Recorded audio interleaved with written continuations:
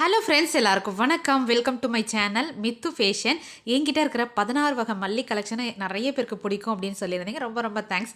அதில் 16வதாக இருக்கிற மல்லியை பற்றி டீட்டெயில் வீடியோ போடுங்க. அது எப்படி வாங்கணும், எப்படி பார்த்து டிஃப்ரெண்ட் பண்ணி வாங்குறதுன்னு கேட்டிருந்தீங்க. இப்போ புதுசாக வந்திருக்க நிறைய சப்ஸ்கிரைபர் அதில் டவுட் இருக்குது அப்படின்னு சொல்கிறீங்க.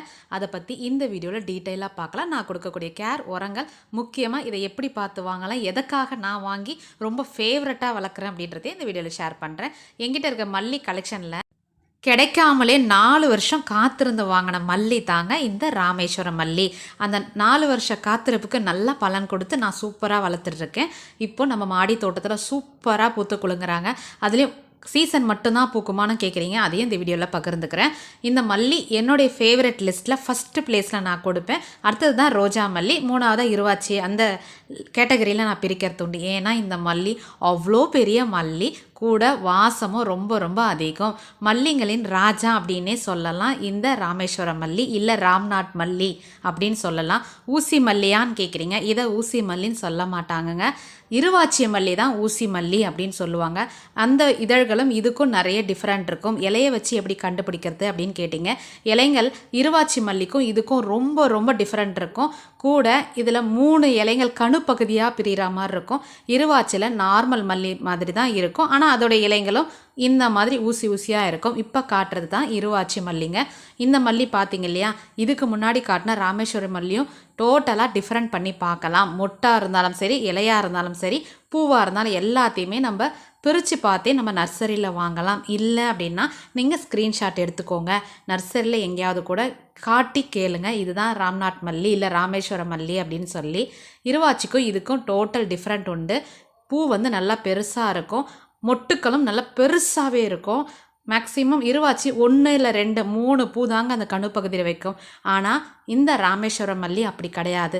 மேக்ஸிமம் 10 மொட்டுக்கள் கூட ஒரு கொத்தில் இருக்குது. அதனாலே எனக்கு ரொம்ப பிடிச்ச மல்லி. இப்போ பார்க்குற கொத்து பார்த்தீங்க இல்லையா, பூவே 4 விரிஞ்சிருக்கு.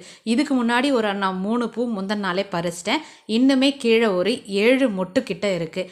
அந்த அளவுக்கு ஒரு கொத்தில் 10 இல்லை 15 கூட மொட்டுக்கள் வைக்கிது. நம்ம கொடுக்குற கேராக இருந்தால் சரி. நிலத்தில் வச்சிங்கன்னா இன்னுமே கூட சாலிடாக பூக்கும். நான் மாடி தோட்டத்தில் வச்சு இவ்வளோ கேர் கொடுத்து சூப்பராக வளர்க்குறேன் அப்படின்னா உங்களால் வளர்க்க முடியாதான்? இல்லை உங்களால் கிடைக்காமலும் இருக்காது. கண்டிப்பாக கிடைக்கும். ஒருவேளை கிடைக்கல அப்படின்னா நான் நெக்ஸ்ட் இயர் தான், இந்த வெயில் காலம் போனதுக்கப்புறம் பதியம் போடலான் இருக்கேன். அப்போது உங்களுக்கு நான் பகிர்ந்துக்கிறேன். இருவாச்சியோடைய மல்லி வந்து நம்ம சுண்டு விரல் அளவுக்கு தான் இருக்கும். ஆனால் இந்த ராமேஸ்வரம் மல்லி நம்ம கட்டை விரல் அளவுக்கு இருக்கும். அந்த மொட்டோட தடிமனே, தண்டு பகுதியும் சரி, அவ்வளோ பூக்கள் சூப்பராக பூக்கும். இது கொஞ்சம் கொடியாக தாங்க போகுது. ஆனால் நான் கொடியாக போக விட மாட்டேன். ஏன்னா பூக்கள் ரொம்ப கம்மியாயிடும், செடி மட்டும் வளர்ந்து போயிட்டே இருக்கும். அப்பப்போ நான் கட் பண்ணி விட்டு தான் நிறைய பூக்களை பார்க்குறது உண்டு. முக்கியமாக பூத்த கணு பகுதிகளில் கட் பண்ணி விடணும். கூட கொடியாக போகாமல் விட்டுடணும். மல்லிங்க சிலதெல்லாம் கொடி வெரைட்டியாக போகும். எங்கிட்ட இருக்கிற இந்த ராமேஸ்வரம் மல்லி, ராமர் பானம்லாம் கொஞ்சம் கொடியாக போகும். அதை எல்லாத்தையும் நான் அப்பப்போ கட் பண்ணிகிட்டே இருப்பேன். ஒரு குத்து செடியாக வளர்த்தா மட்டும்தான் நம்ம மல்லியை பொறுத்த வரைக்கும் சீசன்லேயும் இல்லை மற்ற நாட்களில் பூ பார்க்க முடியும். இது சீசனில் மட்டும் பூக்குமா அப்படின்னு கேட்குறீங்க. இல்லைங்க, நான் மற்ற நாளில் கூட நிறைய பூ பறிக்கிறேன். அது ஏன் தெரியல. நான் உங்களுக்கு எந்தெந்த மாதம் பூக்குதுன்ட்டு இன்னும் ஒரு வாட்டி கரெக்டாக நோட்டீஸ் பண்ணி உங்களுக்கு தனியாக ஒரு வீடியோ கொடுக்குறேன். ஏன்னா நான் எல்லாம் அந்த வருஷத்தில் எப்போயுமே பூ பறிக்கிற மாதிரி இருக்குது. கூட நிறையவே பூக்குது. நிறைய பேர் மல்லி சீசனே இல்லை, நீ மட்டும் இப்படி மல்லி வச்சுட்டு வர, உங்கள் வீட்டில் எப்படி பூக்குது அப்படின்லாம் கூட கேட்பாங்க. அதனால் நான் சீசன் பார்த்து இன்னும் கரெக்டாக பண்ணலை. உங்களுக்கு அடுத்த வீடியோவில் நான் அதை பற்றி டீட்டெயிலாக சொல்கிறேன். 1 இயர் கழிச்சு. நான் இதுக்கு படிகாரம் எப்பொழுதும் யூஸ் பண்ணுவேன். ஒரு 6 மாதத்துக்கு ஒன்ஸ் சொல்லியிருந்தேன். எவ்வளோ போடணும், எவ்வளோ அளவு அப்படின்னு கேட்டிங்க. உங்கள் கிட்டே இருக்கிற செடி இப்போ தான் புதுசாக வாங்கி வச்சுருக்கீங்க அப்படின்னா, ஒரு 3 மாதம் ஆகுது, இப்போ தான் வாங்கி வச்சிங்கன்னா, தயவு செய்து மண் கலவையில் கொஞ்சமாக ஒரு 1/4 ஸ்பூன் அளவுக்கு மிக்ஸ் பண்ணி வைங்க போதும். இல்லை வச்சு 1 வருஷம் ஆகுது, 2 வருஷம் ஆகுது அப்படின்னா தாராளமாக 1 ஸ்பூன் அளவுக்கு மண்ணில் மிக்ஸ் பண்ணி விடலாம். இல்லை தண்ணியில் நீங்கள் மிக்ஸ் பண்ணி கொடுக்க போகிறீங்க அப்படின்னா ரொம்ப ரொம்ப குட்டியோண்டு கட்டியாக எடுத்துக்கோங்க. நம்ம பொடிச்சா ஒரு 1/2 ஸ்பூன் இல்லை 1 ஸ்பூன், சின்ன ஸ்பூன் அளவுக்கு வரணும். அதே நம்ம பெரிய ஸ்பூன் அளவுக்கு கணக்கு எடுத்துக்காதீங்க. ஓவராக அமிலத்தன்மையை மண்ணுக்கு கொடுக்கக்கூடாது. ஆனால் மல்லிக்கு அமிலத்தன்மை இருந்தால் இன்னுமே நல்லா சூப்பராக பூக்குது. இந்த மல்லி செடிக்கு பூச்சி தாக்குதல் வருதா அப்படின்னு கேட்டிங்கன்னா, அந்த இலைங்கள் சுருண்டுற மாதிரி இருக்கும். அப்போது அந்த இலைங்கள நான் ஃபுல்லாக உருவி போட்டுருவேன். அவ்வளோதான். மற்றபடி பெருசாக கேரோ மெயின்டெனன்ஸ்லாம் கிடையாதுங்க. ஆனால் நல்லா வெயில் படுற இடமா வைக்கணும். இலைங்கள் வந்து துவண்டு போகாமல் பச்சையமாக இருக்கிற மாதிரி பார்த்துக்கணும். பூச்சி தாக்குதல் வரும்போது அதை கட் பண்ணி எடுத்துடணும். கொடியாக போக விடாதீங்க. பூத்த இலைங்களை இந்த மாதிரி அப்பப்போ கட் பண்ணி எடுத்துடணும். இதுதாங்க மல்லிக்கு நான் கொடுக்குற கேர் எல்லாமே. இந்த லைனில் இருக்கிறது எல்லாமே என்னுடைய மல்லி கலெக்ஷன் தான். இதில் மைசூர் மல்லி பற்றி எனக்கு சொல்லியிருந்தீங்க. மைசூர் மல்லி நான் வச்சு வளர்க்கலை. ஏன்னா எனக்கு இடமும் பற்றாக்குறை. இருக்கிறதே நல்லா சூப்பராக வளர்க்கணும். இன்னும் கூட கொஞ்சம் பதியம் போட்டு அதை நிறைய பேருக்கு கொடுக்கணும். நானுமே வச்சுக்கணும் அப்படின்னு ஆசை. முடிஞ்ச அளவுக்கு அதை வர வீடியோஸில் கண்டிப்பாக இந்த சீசன் போகட்டும்.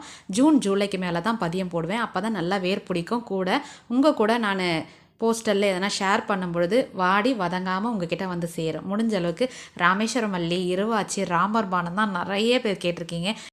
கண்டிப்பாக ஃப்யூச்சரில் அப்டேட் கொடுக்கும்பொழுது உங்கள் எல்லாருக்குமே நான் சொல்கிறேன். அடுத்ததான் இந்த மல்லிக்கு தண்ணி எப்படி விடுவீங்க அப்படின்னு கேட்டிங்க. நான் பெருசாலாம் தண்ணி விட மாட்டேன். ஒரு நாள் விடலைனா கூட ஒன்றும் ஆகாது. இந்த சம்மரில் மட்டும் கொஞ்சம் கேர் கொடுப்பேன். நிறைய தண்ணி கொடுக்க மாட்டேன். ஒரு மக்கு இல்லை 1.5 மக்கு அளவுக்கு தான் கொடுப்பேன். கொக்கோ பீட் நான் யூஸ் பண்ணுறதே கிடையாது. கொஞ்சமாக வறண்டு போகாமல் இருக்கிறதுக்கு, வெயிட் ஏற்றாமல் இருக்கிறதுக்கு மட்டும்தாங்க கொக்கோ பீட் யூஸ் பண்ணுவேன். மற்றபடி மொத்த செடியும் கொக்கோ பீட்டில் வச்சோம் அப்படின்னா சுத்தமாக வளராது. அதில் சத்தும் கிடையாது.